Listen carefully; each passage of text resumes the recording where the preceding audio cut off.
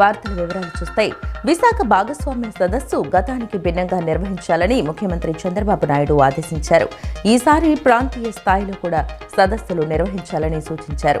భాగస్వామ్య సదస్సులు అంటే కేవలం పెట్టుబడులు రాబట్టడం, ఎంఓయూలు కుదుర్చుకోవటం అనే భావన పోవాలన్నారు. భాగస్వామ్య సదస్సుల్లో వివిధ కీలక అంశాల మీద చర్చ జరగాలని, ఎన్ని పెట్టుబడులు వస్తున్నాయి, ఎన్ని ఎంఓయూలు కుదుర్చుకున్నామనే దానికంటే నాలెడ్జ్ షేరింగ్ ఎంతవరకు చేసుకోగలుగుతున్నామనేది ముఖ్యమని పేర్కొన్నారు. రాష్ట్ర ఉప ముఖ్యమంత్రి పవన్ కళ్యాణ్ నిన్న ముంబైలోని కోకిలాబెన్ ధీరుభాయ్ అంబానీ ఆసుపత్రిలో వైద్య పరీక్షలు చేయించుకున్నారు. 2 భుజాలను నిశితంగా పరీక్షించిన వైద్యులు రొటేటర్ కఫ్తో పాటు భుజానికి సంబంధించిన 2 కండరాల్లో గాయం తీవ్రత ఎక్కువగా ఉన్నట్లు నిర్ధారించారు.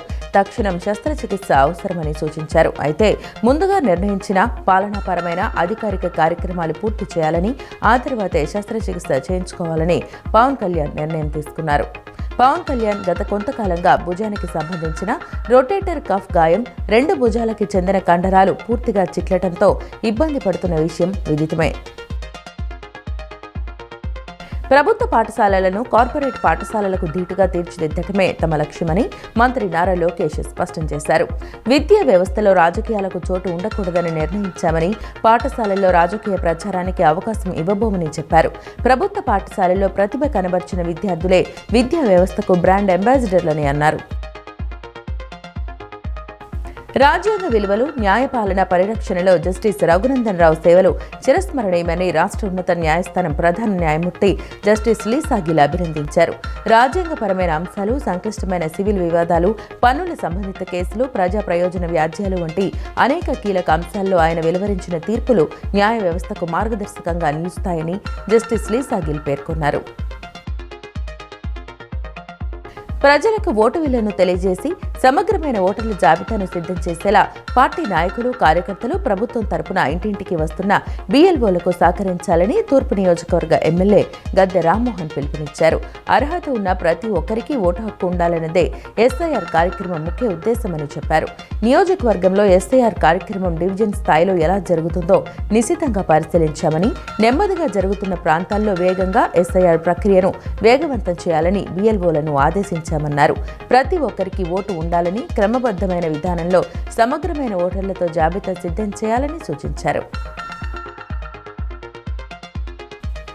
రాష్ట్ర ప్రభుత్వం అత్యంత ప్రతిష్టాత్మకంగా నిర్వహిస్తున్న ప్రజా సమస్యల పరిష్కార వేదిక ద్వారా అందుతున్న ప్రతి అర్జీపైన సంబంధిత శాఖల అధికారులు ప్రత్యేక దృష్టి సారించాలని జిల్లా జాయింట్ కలెక్టర్ ఎస్ ఇలఖియా అన్నారు.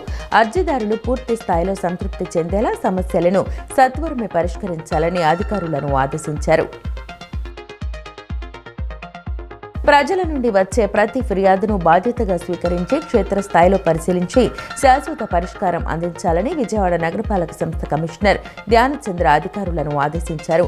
మున్సిపల్ సేవల కోసం రూపొందించిన పురమిత్ర యాప్లో నమోదవుతున్న ఫిర్యాదులను కూడా ఎప్పటికప్పుడు పర్యవేక్షించాలని తెలిపారు. ప్రజలు ఇచ్చిన ఫిర్యాదులను ఒక శాఖ నుండి మరో శాఖకు మళ్లించడం కాకుండా సంబంధిత అధికారులు స్వయంగా స్పందించి సమస్యలకు పరిష్కారం చూపాలని కమిషనర్ స్పష్టం చేశారు. శాఖలన్నీ పరస్పర సమన్వయంతో పనిచేసి ప్రజలకు మెరుగైన సేవలు అందించాలని పేర్కొన్నారు. ఎస్ఐఆర్లో భాగంగా అర్హులైన ఓటర్లకు ఎన్యూమరేషన్ పారాల పంపిణీ వేగవంతంగా పూర్తి చేయడంతో పాటు డిజిటలైజేషన్ ప్రక్రియను కూడా అదే స్థాయిలో వేగవంతం చేయాలని బీఎల్ఓలకు కమిషనర్ ధ్యానచంద్ర సూచించారు. డిజిటలైజేషన్ ప్రక్రియలో ఎదురయ్యే సాంకేతిక సమస్యలు, సందేహాలను అధికారులు పరస్పరం చర్చించుకొని వెంటనే పరిష్కరించుకోవాలని సూచించారు. ఆంధ్రప్రదేశ్ స్టార్ హోటల్స్ అసోసియేషన్ సభ్యులు ముఖ్యమంత్రి చంద్రబాబు నాయుడును నిన్న సచివాలయంలో కలిసి అన్న క్యాంటీన్కు విరాళం అందించారు. తమ అసోసియేషన్ తరపున 50 లక్షల రూపాయల చెక్కును సీఎంకు అందజేశారు. ఈ సందర్భంగా వారిని సీఎం అభినందించారు. ముఖ్యమంత్రిని కలిసిన వారిలో AP star hotels association president Hyatt Place chairman RV Swamy, vice president Pavan Karthik, secretary C Murthy, Taj Vivanta chairman Malineni Rajaiah, Murali Fortune hotel chairman Muthavarapu Murali, GRT hotel అధినేత వి ఉన్నారు. పేర్ని నాని, కొడాలి నాని కృష్ణా జిల్లా రాజకీయాలను భ్రష్టు పట్టించారని, జగన్మోహన్ రెడ్డి రాజకీయ పతనానికి వారిద్దరి వైఖరే కారణమని ఏపీ ప్రభుత్వ విప్ గన్నవరం ఎమ్మెల్యే యార్లగడ్డ వెంకట్రావు ఆరోపించారు. అభివృద్ధిపై ఎక్కడైనా బహిరంగ చర్చకు సిద్ధమని సవాల్ చేశారు. తాను కుటిల రాజకీయాలు చేయనని, ప్రజల హక్కులు, పార్టీ కార్యకర్తల గౌరవాన్ని కాపాడేందుకు ఎల్లప్పుడూ కట్టుబడి ఉంటానని స్పష్టం చేశారు. గాది సాయికృష్ణ మృతి కేసులో కీలక పరిణామం చోటు చేసుకుంది. కృష్ణలంక పిఎస్లో హెడ్ కానిస్టేబుల్గా పనిచేస్తున్న అశోక్ నాని సూర్యారావుపేట నిన్న ఏసీపీ కార్యాలయానికి వచ్చి లొంగిపోయారు. ఈ కేసులో ప్రధాన నిందితుడిగా ఉన్న సీఐ నాగరాజుకు వీరిద్దరూ వెన్నంటి ఉండేవారు. సాయికృష్ణ మృతి వ్యవహారంలో అశోక్ నాని ఆయనకు సహకారం అందించినట్లు సిట్ గుర్తించింది.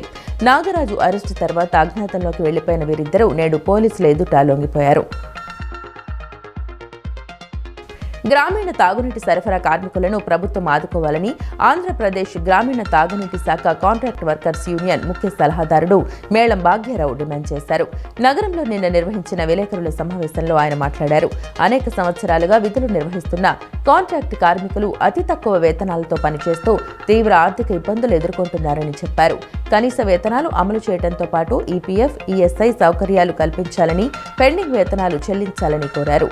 యూనియన్ రాష్ట్ర అధ్యక్షుడు రాయుడు శ్రీనివాస్ మాట్లాడుతూ ఉప ముఖ్యమంత్రి పవన్ కళ్యాణ్ కలిసి సమస్యలు చెప్పేందుకు ప్రయత్నించినప్పటికీ అవకాశం లభించలేదని ఆవేదన వ్యక్తం చేశారు. ఆయన్ను కలిసేందుకు అపాయింట్మెంట్ ఇవ్వాలని విజ్ఞప్తి చేశారు.